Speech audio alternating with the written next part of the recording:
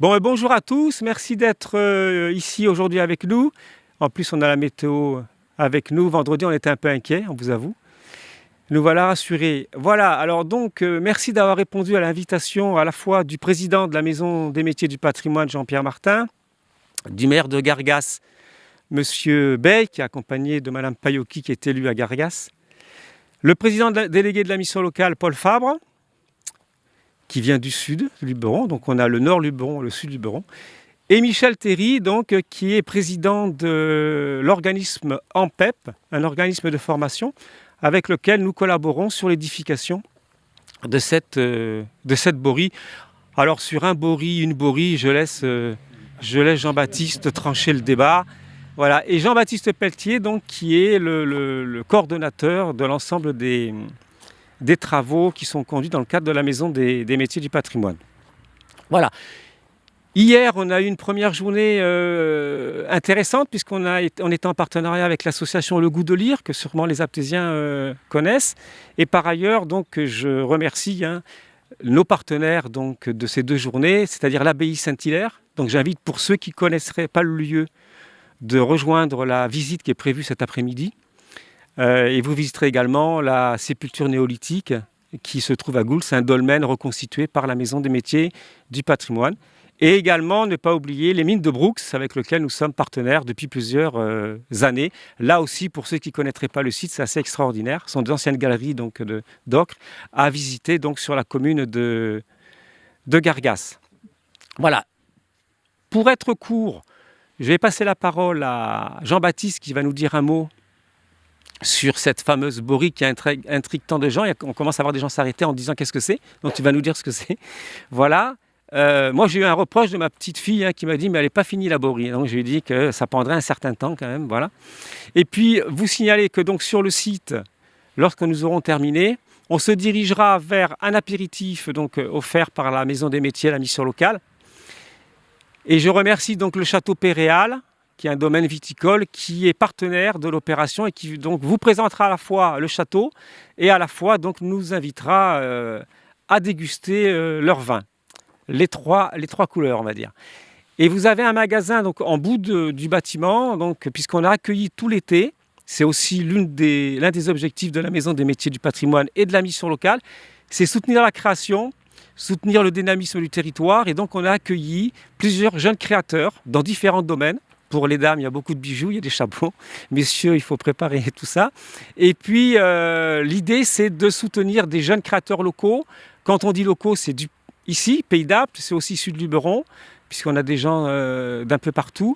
Et on a y compris des lauréats du musée de la mode de la Maison de la mode de Marseille. Donc, vous êtes invités tout à l'heure, avec un verre ou sans le verre, à vous présenter et à faire un petit tour du magasin. C'est une façon d'aider aussi la création et puis le fabricant français, puisque vous verrez que de nombreux jeunes créateurs ont une démarche d'utilisation donc de produits locaux, et c'est le sens même de la maison qui les héberge, puisque cette maison a été construite sur le principe de l'éco-construction. Elle a été primée à 3 reprises au niveau national et au niveau européen, et par ailleurs elle vise à faire découvrir les matériaux locaux. Donc vous y retrouverez la pierre de Banon, le cèdre de la forêt de Beaunieu, le chanvre, je précise, du bâtiment sur l'isolation.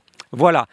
Donc merci à tous. Je reprendrai la parole tout à l'heure pour déclencher le petit moment où on ira se restaurer. En tout cas, merci. Moi, je vous souhaite une bonne journée puisqu'au-delà de la Maison des métiers, il y a plein de sites à visiter. Merci encore au maire de Gargas qui, depuis des années, soutient l'action de la mission locale et de la Maison des métiers. Jean-Baptiste, tu nous dis 2 mots de cette, ou peut-être 3 mots, de cette grande borie. 2 mots. Bonjour. Donc, vous voyez, c'est un peu... on a commencé un chantier qui paraît un peu pharaonique, mais c'est un très bon outil de sensibilisation et de formation, avec à la fois la Maison des métiers des salariés qu'on a toute l'année ici, et l'AMPEP qui a donné une grosse part de travail sur cette borie. En fait, le challenge, c'est de monter une borie en forme de ruche d'abeille, qui va être à 8,50 m, 9 mètres de hauteur. Ça sera la plus grande dans la région de cette taille-là. Alors, ça veut dire beaucoup de main-d'œuvre et beaucoup de cailloux. On est à l'heure actuelle à 30 mètres cubes de pierre dans les fondations.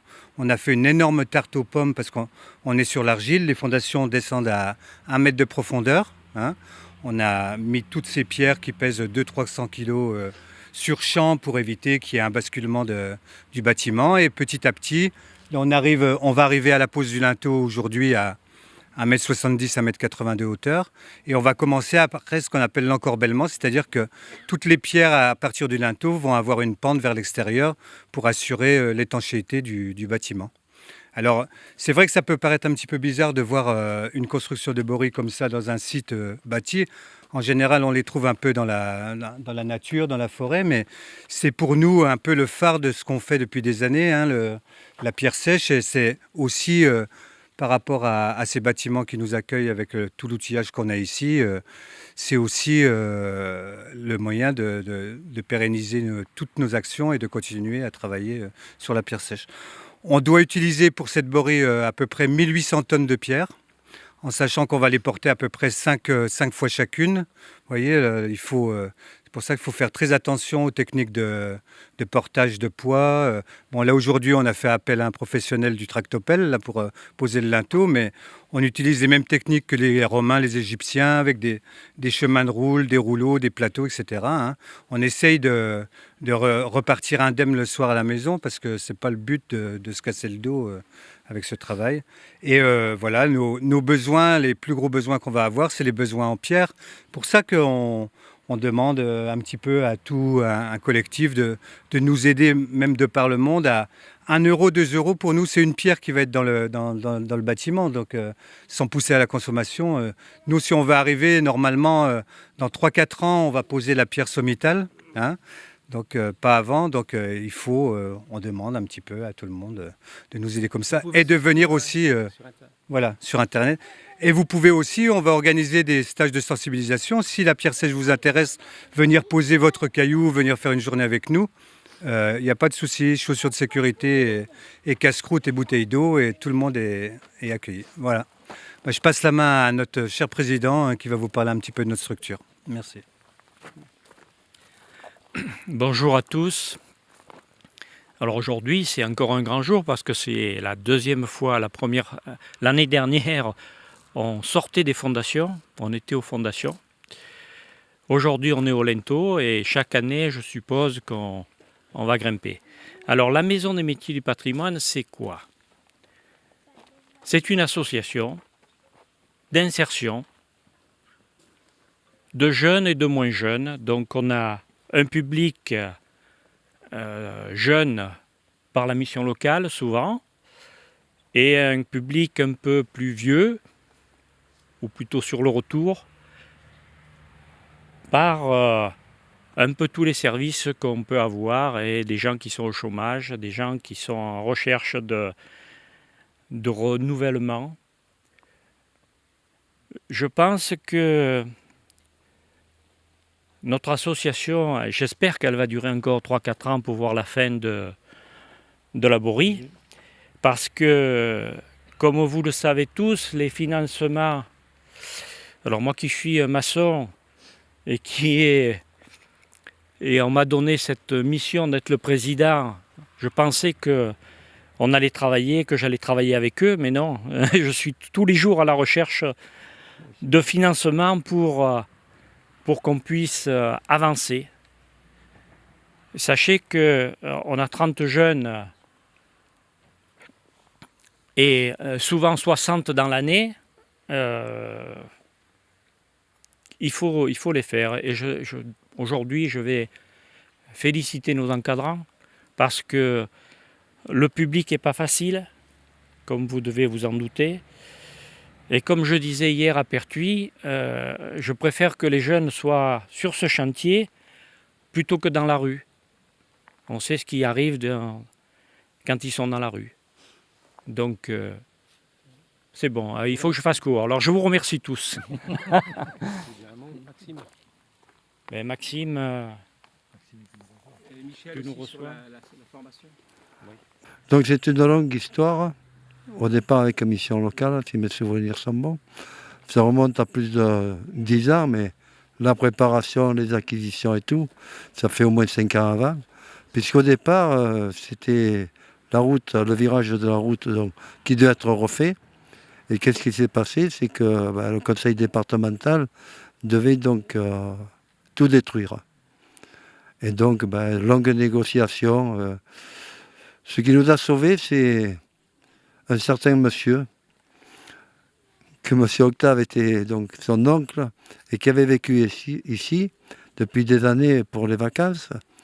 Et dans ce cadre-là, monsieur Octave avait fait une peinture un peu érotique, qui était de François Bourgeois. Donc voilà, tout est parti de là, mais ce qui était parti surtout, c'est que dans le temps, c'était rue du Gaz, où les artisans ou les jeunes qui venaient pour des formations, ils construisaient un mur, ils crépissaient, et quand ils partaient, on faisait casser le mur, ce qui m'a jamais plu dans ces cadres-là. Quand les jeunes font ou veulent faire quelque chose, l'exemple de la Borie sera vraiment un exemple où ils pourront dire un jour, oui, on a fait ça, et ils viendront voir. Voilà, le but c'était ça. Et voilà. Merci à toutes et à tous. Deux mots si vous le permettez.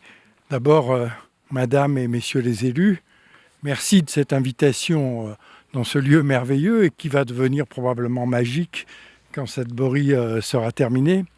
Alors, je voudrais d'abord féliciter les stagiaires pour le travail qu'ils accomplissent. Bon, parce que non seulement, oui, certains d'entre eux sont là, mais non seulement c'est du beau travail, mais le résultat est esthétiquement formidable. Et donc, très probablement, c'est un sujet de motivation profond.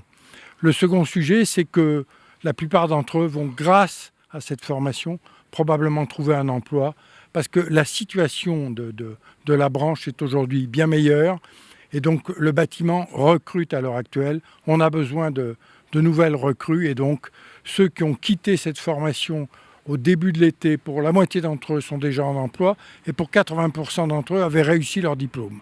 Voilà, donc on a déjà un sujet de satisfaction important. Et puis le troisième sujet, c'est que cette formation est une formation d'éco-construction. Et donc, on se préoccupe enfin de la préservation du patrimoine, de la préservation de l'environnement. Et donc, c'est un métier moderne en quelque sorte. Ça n'est pas simplement le métier traditionnel de maçon, mais il est profondément enrichi.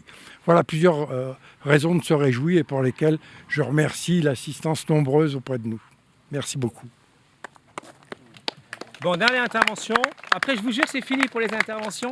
Paul Fabre, qui est donc président délégué de la mission locale. Moi, je vais être court. Merci Dominique, merci à tous. Pour la mission locale, c'est le partenariat avec Jean-Pierre, puisque Jean-Pierre vous a dit tout à l'heure qu'il était en permanence en recherche d'argent, nous aussi.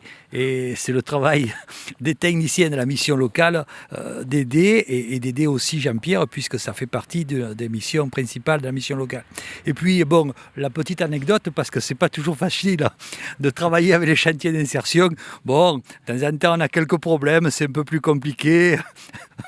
On se met autour de la table et on arrive à les résoudre. Mais voilà. Mais écoutez, moi, un grand merci. Puis une satisfaction, j'écoutais, puisque c'est quand même quelque chose qui va rester et qui va rester dans le temps et surtout que les gens puissent venir voir ce qu'on peut faire avec des jeunes qui ont envie de se relancer dans la vie et avec les chantiers d'insertion. Voilà, encore merci à toutes et à tous d'être venus et puis bonne journée. On va procéder à la... Donc on va se déplacer, on va procéder à la pose du linteau.